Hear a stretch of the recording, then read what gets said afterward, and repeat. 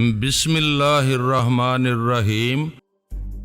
میں کیا کہہ سکتا ہوں، ہو سکتا ہے پہنچ ہی جائے، مگر ہمارے لیے کیا فرق پڑے گا اس سے؟ میں نے کہا، پولیس ہمیں پکڑ کر چڑھا دے گی، تختہ دار پر پھائے لگ جائیں گے ہم، اور تو کہتا ہے کوئی فرق ہی نہیں پڑے گا اس سے؟ کوئی نئی بات تو نہیں ہوگی یہ ہمارے لیے، پولیس تو پہلے بھی ہمیں پکڑ چکی ہے اور عدالت سزائے موت بھی سنا چکی ہے مجھے، تو لہذا جو میں تجھے جیتا جاگتا چلتا پھرتا دکھائی دیتا ہوں تو یہ سب کچھ بونس ہی ہے، پھائے تو ایک دن لگنا ہی ہے مجھے بھی اور تجھے بھی، اور ہماری اس بد نصیب بہن آسیہ کو بھی، کیونکہ اس نے بھی ایسا کوئی کام نہیں کیا ہے جو قانون میں رحم کی گنجائش نکل آئے اس کے لیے۔ نہیں یار، ایسی سنگ دلی کی باتیں نہ کر، اسے پھانسی نہیں دی جا سکتی، سنا ہے قانون میں عورت کے لیے پھانسی ہے ہی نہیں۔ آپ بھی اداسی سے بولا، قانون میں ہو یا نہ ہو، لیکن یار لوگ اس کا وجود اس دھرتی پر برداشت کرنے کو تیار نہیں ہوں گے، اس کے لیے کوئی نہ کوئی شک ڈھونڈ ہی نکالیں گے۔ وہ یہ تو ہو ہی نہیں سکتا کہ غلام جیلانی کو تو دار پر لٹکا دیا جائے مگر اس کی بہن پھر بھی ان پر زمین تنگ کرتی رہے۔ میں نے کہا، چھوڑ یار، مٹی ڈال اب اس قصے پر، تجھے تو پتہ نہیں کیا ہو جاتا ہے کبھی کبھی، ایسی دل دہلا دینے والی باتیں کرنے لگتا ہے۔ آپ بھی گھبرا کر بولا، آدمی کو اپنے انجام پر نظر رکھنا چاہیے ہر وقت، اور اپنے اعمال کی روشنی میں ہی اس انجام کو دیکھتے رہنا چاہیے۔ یہ تو کوئی اچھی بات نہیں ہے کہ آدمی جو بو کر گندم کاٹنے کی تیاریاں کرنے بیٹھ جائے، یہ پاگل پن نہیں ہے کیا؟ میں نے شوخ لہجے میں کہا، بس کر یار، چپ بھی ہو جا اب، جزا اور سزا کا اختیار تجھے کس نے دے دیا ہے کہ تو پہلے ہی سے اس کا اعلان کرنے لگا ہے؟ آدمی کو ہمیشہ بہتری کی توقع کرنا چاہیے اور اس سوہنے رب کی ذات سے مایوس کبھی نہیں ہونا چاہیے۔ جو بڑا مہربان اور نہایت رحم کرنے والا ہے، وہ نہ خود ظلم کرتا ہے کسی پر اور نہ کسی کو کرنے دیتا ہے۔ میں نے اس کی بات کاٹ کر کہا، اور تجھ جیسے نافرمانوں کی رسی صرف اس لیے دراز کر دیتا ہے وہ کہ یا تو تم اپنے گناہوں سے تائب ہو جاؤ اور صدقے دل سے توبہ کر لو، یا پھر اپنا حصہ اسی دنیا میں وصول کر کے جہنم کا ایندھن بننے کو تیار ہو جاؤ۔ یار تو ہے بڑا ذلیل آدمی، تیری زبان سے کوئی اچھی بات تو نکل ہی نہیں سکتی کبھی، بس بغیر سوچے سمجھے کفن پھاڑ کے بولتا ہی چلا جائے گا، چاہے کسی کے دل پر کچھ ہی کیوں نہ گزر جائے۔ ہارٹ فیل بھی ہو سکتا ہے کسی کمزور دل کا تیری یہ باتیں سن کر، اور دل آزاری سب سے بڑا گناہ قرار دیا گیا ہے، یہ نہیں بتایا کسی نے تجھے؟ تو کچھ بھی کہہ لے آبی، اپنے دل میں کیسے ہی خیال باندھ لے، اپنے آپ کو مطمئن کرنے کے لیے کیسی ہی دلیلیں گھڑ لے، مگر بیٹے میری ایک بات گرہ میں باندھ کر رکھ لے کہ تیری بخشش ہو نہیں سکے گی، تجھے جہنم کا ایندھن بننا ہی ہے وہاں جا کر۔ اور تو بھی کان کھول کر سن جیلانی، میرے سامنے کیسے بھی واز کہہ لے، یہ لمبی گازبر کی داڑھی رکھ کے کیسو دراز کر لے اپنے، اور لمبا جبہ کبا پہن کر فقیری لے لے، پر یاد رکھ جنت میں تو بھی نہیں جا سکے گا، بلکہ تجھے تو ہوا بھی نہیں لگ سکے گی فردوس بری کی۔ آبی نے ایسے جلے کٹے انداز میں کہا کہ میرے لیے اپنی ہنسی روکنا مشکل ہو گیا، مجھے ہنستے دیکھ کر وہ اور بھی چراغ پا ہو گیا اور اٹھ کر پاؤں پٹکتے ہوئے باہر کی طرف چل دیا۔ وہ ابھی دروازے سے نکل ہی رہا تھا کہ ٹیلی فون کی گھنٹی بج اٹھی۔ اس نے جاتے جاتے مڑ کر اپنے بائیں ہاتھ رکھے ہوئے ٹیلی فون سیٹ کو دیکھا اور پھر اچانک جھپٹ کر اس کے پاس پہنچ کے ٹیلی فون کا ریسیور اٹھا لیا۔ میں اس کی حرکت پر ایک بار پھر ہنس پڑا اور اس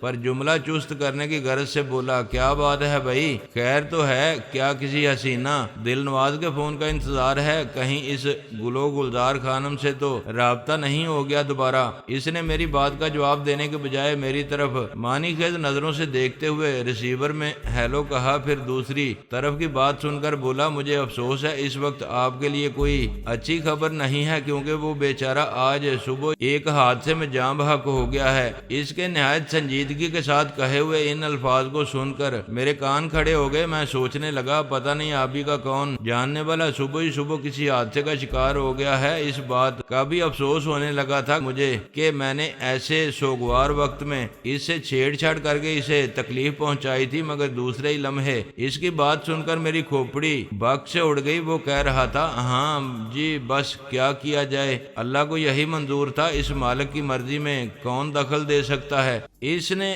اسی طرح لکھ دی تھی اس غریب کی۔ افسوس تو مجھے یہ ہے کہ اسے اپنے گناہوں کی معافی مانگنے کی بھی مہلت نہیں مل سکی۔ کیسا شیر نر تھا، دھرتی کا سینہ کانپنے لگتا تھا اس کے چلنے کی دھمک سے، اور وہ گبرو جوان سیدھا جہنم میں لے جایا جائے گا۔ میں اس کی بات کا مطلب سمجھ کر تیزی سے اپنی جگہ سے اٹھتے ہوئے بولا، اوئے کیا بک رہا ہے سالے پانی کے مینڈک، یہ کس سے بات کر رہا ہے تو؟ وہ جلدی سے ماؤتھ پیس پر ہاتھ رکھ کر بولا، اوئے چپ ہو جا، اب مرنے کے بعد منکر نکیر کے سوا کسی سے نہیں بولا کرتے۔ میں نے آگے بڑھ کر اس کے ہاتھ سے ریسیور چھینتے ہوئے کہا، بک نہیں ہوئے، یہ ہر کسی سے موقع بے موقع مذاق کوئی اچھی بات نہیں ہے۔ واہ بیٹے، یہی بات میں کہہ رہا تھا تو تیری رگے ظرافت میں ہلچل ہونے لگی تھی۔ اپنا وقت آیا تو اچھی بات نہیں ہے، یہ ابھی طنزیہ انداز میں بولا، اور ریسیور میرے ہاتھ میں پکڑا کر مسکراتے ہوئے دروازے سے دوسری طرف چلا گیا۔ میں نے ریسیور کان سے لگا کر ماؤتھ میں کہا، ہیلو، کون ہے بھائی، کس سے بات کرنا ہے آپ کو؟ جواب میں مجھے لیزی کی مترنم آواز سنائی دی، اوہ جناب علی، خدا کا شکر ہے آپ کے دوست آبی نے تو میری جان ہی نکال لی تھی۔ میں سن رہا تھا اس کی باتیں، اصل میں وہ اس وقت بہت ہی جہنمی ہوا اٹھا تھا میرے پاس سے۔ تمہارے فون نے اسے جوابی کارروائی کا موقع فراہم کر دیا اور مجھ سے انتقام لینے کے لیے اس نے تم سے بکواس شروع کر دی۔ میں نے لیزی کو سمجھاتے ہوئے کہا، اور جناب علی، آپ ایسے شخص کو دوست کہتے ہیں، اپنا اس کی خاطر خود کو مصیبتوں میں ڈالتے رہے، اس شخص کے لیے جو آپ کا ذرا سا مذاق بھی برداشت نہیں کر سکتا اور ایسی خوفناک باتیں کرتا ہے، وہ آپ کے لیے۔ لیزی نے پیچو تاب کھاتے ہوئے کہا، اس کی بات کا برا نہیں مانو لیزی، تم جانتی نہیں ہو اسے، یہ زبانی بکواس ہے اس کی۔ اگر کہیں سچ مچ کوئی حادثہ پیش آ گیا ہوتا تو اس کی زبان سے ایک لفظ بھی نہیں نکل سکتا تھا۔ یقین نہ ہو تو تم اسے کبھی میرے بارے میں کوئی ایسی ویسی خبر سنا کر آزما لینا۔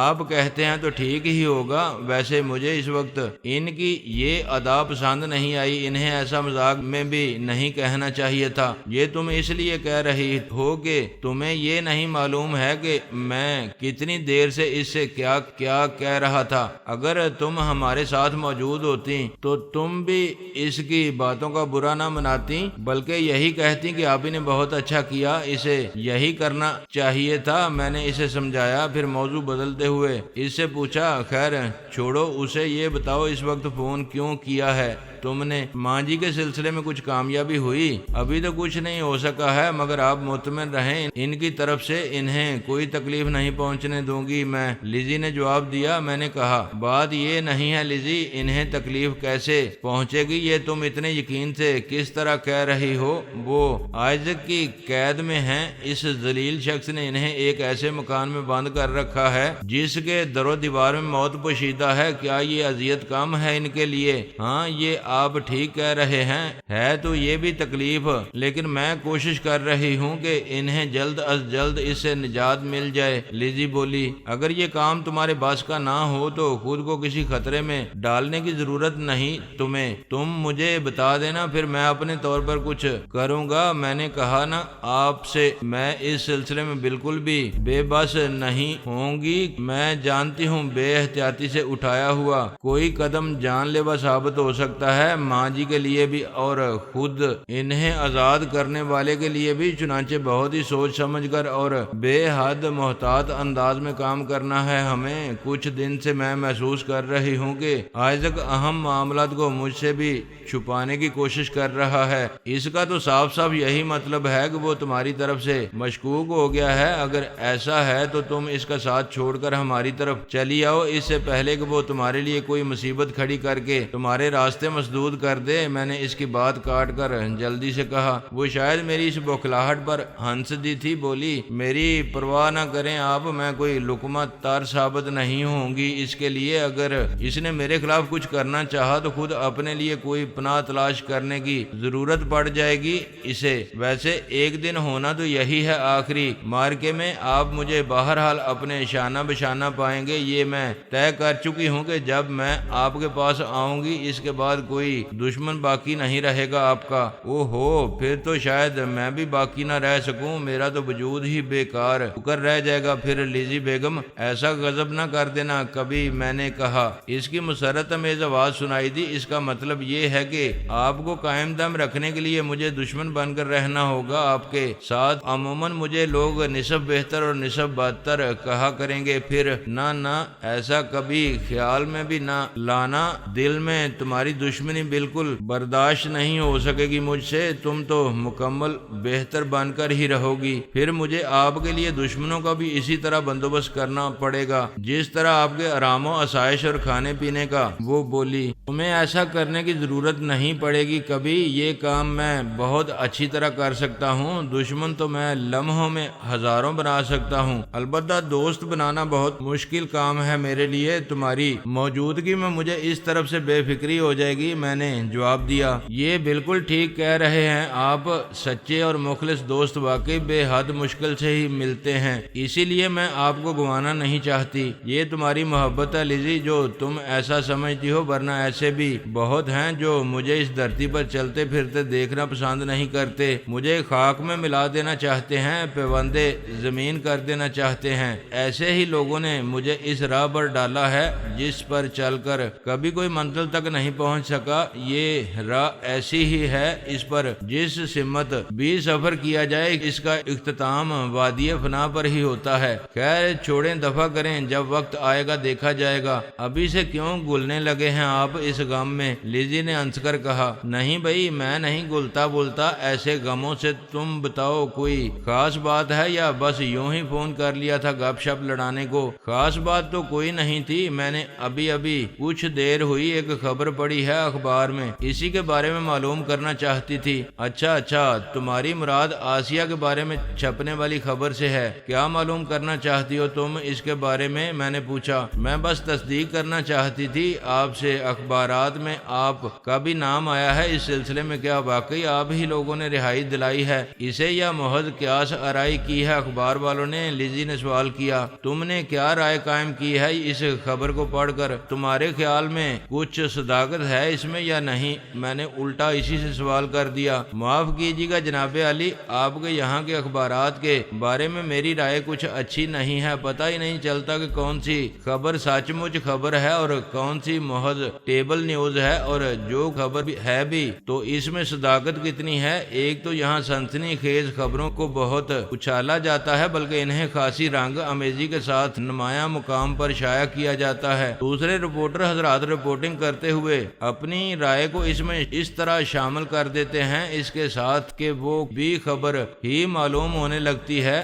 ایسے میں آدمی کیا سچ سمجھے؟ ہاں کسی حد تک یہ شکایت درست ہے تمہاری، لیکن سب ایسا نہیں کرتے، کچھ سنجیدہ اور قابل اعتبار اخبارات بھی ہیں جو دروغ گوئی سے اجتناب کرنے کی کوشش کرتے ہیں۔ بہرحال یہ خبر درست ہے، بلکہ ایک اخبار نے تو اداریہ بھی لکھ ڈالا ہے اس پر، اور میں حیران ہوں کہ اس نے 99% صحیح اندازے لگائے ہیں۔ میں ابھی سے بھی یہی بات کر رہا تھا، میں نے کہا یعنی یہ درست ہے کہ اسے پولیس سے آپ نے اور آبی نے چھڑایا ہے؟ اس کے لہجے سے احتجاج جھلک رہا تھا۔ میں نے نہیں، صرف آبی نے، ویسے میں بھی موجود تھا اس وقت وہیں، لیکن یقین کرو میں نے آسیہ کو دیکھ کر حیران ہونے کے سوا کوئی اور کام نہیں کیا، کچھ کرنے کا خیال تک نہیں آ سکا تھا میرے دل میں، یہ کریڈٹ صرف آبی ہی کو جاتا ہے، اس نے پلک جھپکتے میں اتنی ہوشیاری اور مہارت سے یہ کام کیا تھا کہ بہت سے لوگوں کو تو پتہ ہی نہیں چل سکا ہو کیا گیا ہے، وہ یہی سمجھتے رہے کہ کوئی ایکسیڈنٹ وغیرہ ہو گیا ہے، شاید وہ کار کسی کو ٹکر مار کے بھاگ گئی ہے، اور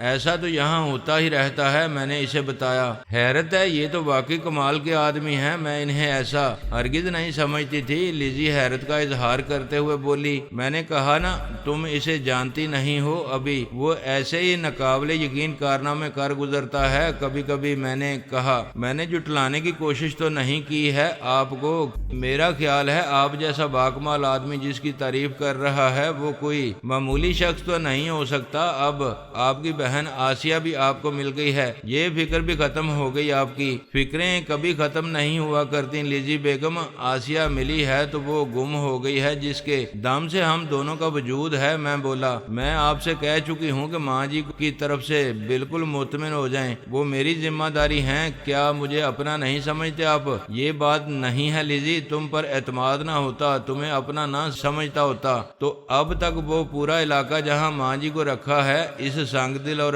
بے فہیم شخص نے الٹ پلٹ کر رکھ دیا ہوتا۔ میں نے یہ تمہارا اعتبار ہی تو ہے جس نے مجھے روک کر رکھا ہوا ہے، جب آپ کو اتنا اعتماد ہے مجھ پر تو صرف 3 دن صبر کر لیں، اللہ نے چاہا تو تیسرا دن ختم ہونے تک وہ آپ کے پاس ہوں گی۔ کوشش تو بہت کر رہا ہوں مگر دل بے قابو ہوا جاتا ہے لیزی، میری ماں نے بڑے دکھ اٹھائے ہیں، اس کی کمر دوہری ہو گئی ہے، دکھوں کا بوجھ اٹھا کر چلتے چلتے اس میں مزید دکھ سہنے کا دم نہیں رہا ہے۔ کیسی بد نصیبی ہے یہ ہماری کہ ہم اپنی ماں کو کوئی سکھ تو دے نہیں سکتے، الٹا وہ ہماری وجہ سے نت نئی آفتوں کا شکار ہوتی رہتی ہے۔ اسے کسی ایک جگہ سکون سے بیٹھ کر فرشتہ اجل کا انتظار بھی نہیں کرنے دیتے ہیں ہم۔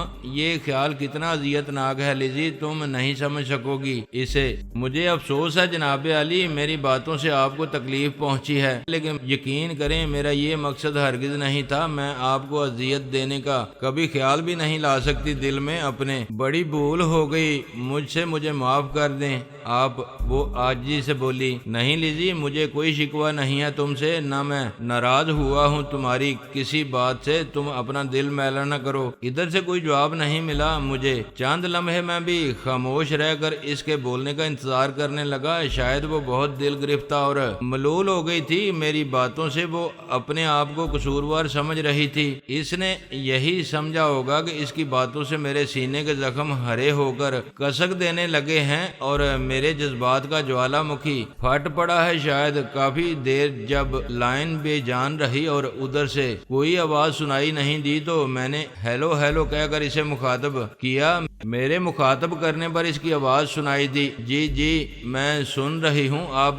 کہیں جو کچھ کہنا ہے۔ تم خاموش کیوں ہو گئی ہو، بولتی کیوں نہیں؟ کچھ نہیں، وہ میں کچھ سوچنے لگی تھی، آپ کہیں کیا بات ہے؟ اس نے دریافت کیا۔ کیا سوچنے لگی تھی تم؟ کیا کوئی ایسی بات ہے جو مجھے نہیں بتائی جا سکتی؟ میں نے سوال کیا۔ اوہ نہیں، ایسی کوئی بات نہیں ہے، بس ایک خیال آ گیا تھا دل میں۔ یہ خیال اکثر آتا ہے مجھے کہ آپ شاید مجھ پر مکمل طور پر اعتبار نہیں کرتے، میری طرف سے کچھ شکوک و شبہات رہتے ہیں آپ کے دل میں۔ وہ بولی، یہ خیال کیوں آتا ہے تمہیں؟ کیا میری کسی بات سے پتہ چلتا ہے؟ میں نے سوال کیا۔ اصل بات تو یہی ہے، آپ نے کبھی اپنی کسی بات میں یہ ظاہر نہیں ہونے دیا کہ آپ کو مجھ پر مکمل اعتماد نہیں ہے، آپ کے اس عمل نے ہی مجھے ایسا سوچنے پر مجبور کیا ہے۔ جیلانی لیزی نے دو ٹوک لہجے میں کہا، کمال ہے بھائی، آدمی کا کسی پر کبھی عدم اعتماد کا اظہار نہ کرنا اس شخص کو مشکوک بنا سکتا ہے، کیا یہ عجیب بات نہیں ہے؟ جن حالات میں اور جس طرح ہماری پہلی ملاقات ہوئی تھی اس میں یہ بات عجیب بالکل نہیں ہے۔ وہ بولی، میں نہیں سمجھا لیزی بیگم، تم آخر مجھے کیا سمجھانا چاہ رہی ہو؟ کس طرح؟ کیا یہ کہ تم پر یوں اعتماد نہ کیا کروں؟ نہیں جناب علی، میں صرف یہ جاننا چاہتی ہوں کہ آئزک کی اصلیت اور تنظیم سے میری وابستگی کے بارے میں جاننے کے لیے آپ نے مجھ پر اتنا اعتماد کیسے کر لیا؟ کیا یہ بات تعجب خیز نہیں ہے؟ یہ جاننے کے باوجود کہ میرا تعلق آپ کے اور آپ کے ملک کے دشمنوں سے کتنا گہرا ہے، آپ نے مجھ پر اندھا اعتبار کر لیا، کسی ایک موقع پر عدم اعتماد کا اظہار نہیں کیا اور نہ ہی میرے مشوروں اور فراہم کردہ اطلاعات کو کبھی شک و شبے کی نظر سے دیکھا۔ کیا یہ خیال کبھی نہیں آیا کہ میں آپ کو اعتماد حاصل کرنے کے بعد کہیں اچانک کسی اندھے کنویں میں دھکا نہ دے دوں؟ میں نے ہنس کر کہا، لیزی بیگم یہ آج کیا ہو گیا ہے تمہیں؟ کیسی باتیں کر رہی ہو آج تم مجھ سے؟ میں کوئی غلط بات نہیں کر رہی ہوں، آپ میری بات کو ایویں ٹالنے کی کوشش نہ کریں۔ وہ مضبوط لہجے میں بولی، کیا تمہارے خیال میں ایسا ہی بے وقوف آدمی ہوں کہ بغیر تحقیق اور تفتیش کے محض لوگوں کے ظاہر پر ایمان لے آتا ہوں؟ نہیں لیزی بیگم، ہم نے ہر طرح آزمانے اور بہت سوچ بچار کے بعد تم پر اعتبار کرنے کا فیصلہ کیا ہے۔ خدا نے ہمیں دیکھنے کو دو آنکھیں اور سوچنے سمجھنے کو ذہن عطا کیا ہے، اور یقین کرو ہم ان چیزوں کو استعمال بھی کرتے ہیں، لہذا ایسی باتیں نہ سوچا کرو۔